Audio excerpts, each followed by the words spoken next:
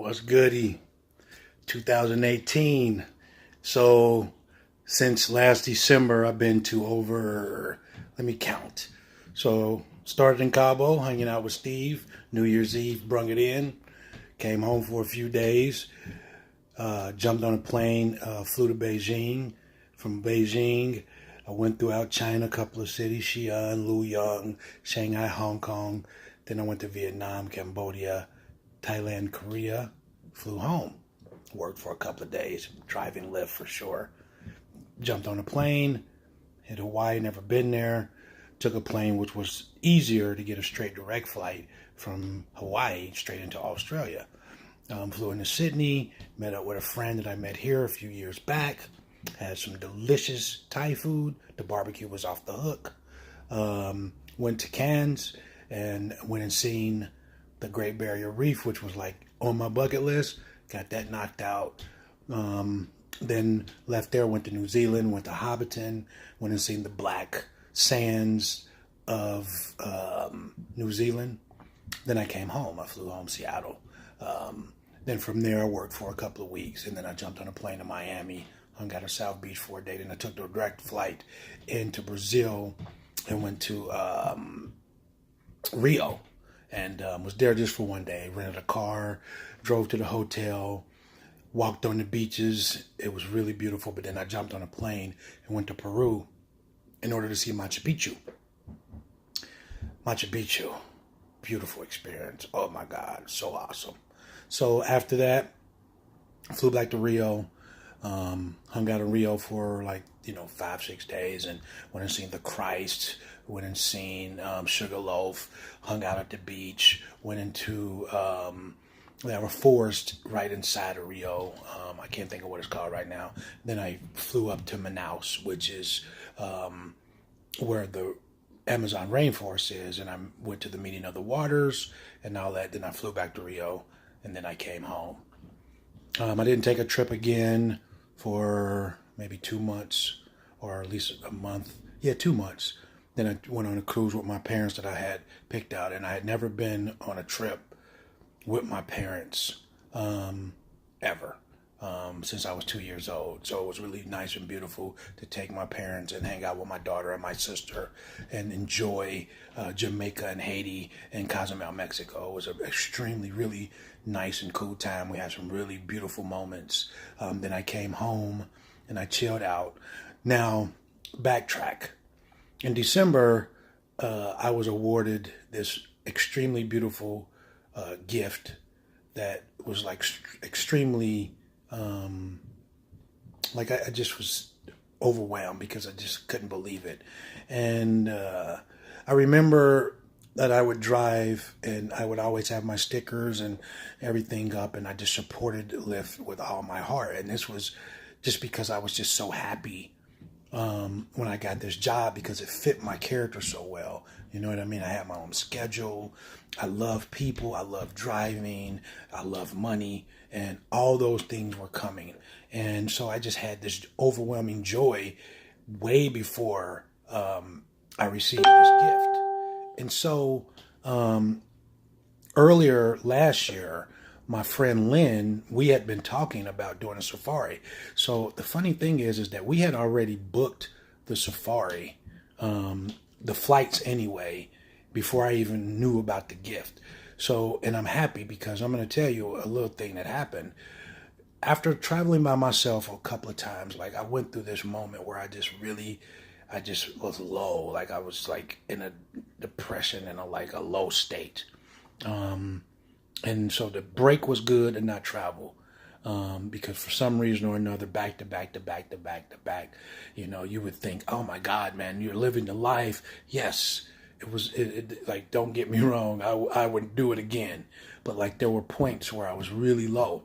And, I would ask myself, why am I so low when I have all this beautiful, wonderful stuff right in front of me? I'm traveling, someone gifted me this opportunity, but it was there. But then, of course, me and Lynn had already planned a trip. And so we met up in London. And I'm so grateful because I needed to be with somebody in order to enjoy what I was given with someone, because there's something to be said about having company. And I really appreciate Lynn having the means and the ability to be able to do that, and that it lined up perfectly well with what had been going on. So we went on that trip, and we started in London. From London, we went to Greece. Greece was amazing. We had these gyros there that was like so good, so good. And then from there, we flew into Cairo. Well, I've been to Cairo. Lynn has never been to Cairo, and it was fabulous. The people there that I know, we booked a hotel that I went to before, and it was extremely amazing. And then from there, we got with the tour guide, Sally, who was a friend of mine, who I met last time I was there, and she's amazing. So if anybody's talking about going to Egypt, please let me hook you up with her, because she does a fantastic job. So we did the pyramids, we went into the religious area where, we got to talk about a lot of the history of that, and it was she's very knowledgeable. Then we went to Luxor. Wow. It was amazing, because I had never been there, and because the last time I went to Alexandria, and we did that, and it was amazing. Then we flew to Kenya, and we went to the beaches of Malindi, and hung out there, these beautiful beaches, and we got a tour and got to talk about the sea life and all that stuff, and it was wonderful. Flew back, and then we got picked up, and we headed into the Masai Mara, and it was amazing, And so this is me and my appreciation, because in those dark moments, like, I caught some emotions, and I was irritated. I wanted like, what? Why don't you ask me about what's going on? And sometimes when you're emotional, like, you overthink, and you reach out and you say stuff, or you do stuff that is not really going to do you good. This is not public knowledge, but I definitely got a little bit frustrated about a few things, and I could have went about it different. But what I'm realizing with this moment of reflection, because I have one more trip left, and then I'm going to be on a break for a long time with traveling. I don't want to see a plane going over no water to any other country for at least a year. I need a break. But what happened was I was home, and I was looking through my pictures, and I remember this guy always saying, "Dude, why do you have this stuff on your car? They're not paying you or whatever." And the thing was that I had to tell him, like, dude, it's not about that. I mean, I love this stuff. Right before I started driving, I had stopped drinking. Like, right around that time, I had went through a really bad breakup. I mean, honestly, like, sometimes I still get mad about the breakup. It's ridiculous, but it's the facts, right? And then the drinking and the harming people, and the not having a job. Like, it was a lot of little things that happened right before I started driving for Lyft, and I was just in a struggle. Got the job, and it just gave me a peace of mind. It gave me some hope that I didn't have. You know what I mean? And I don't know if you understand that, but having some hope is important, at least for me. And so I was looking at these pictures, and, like, I just was so excited. I was excited without any acknowledgement. I was excited just because it was great to do. It was fun. I used to drink and party, and to watch people go out and use these services responsibly just overwhelmed me. And sometimes it still does. People often ask me, like, what was my, tell me about the bad stuff. But, I only focus on the good stuff.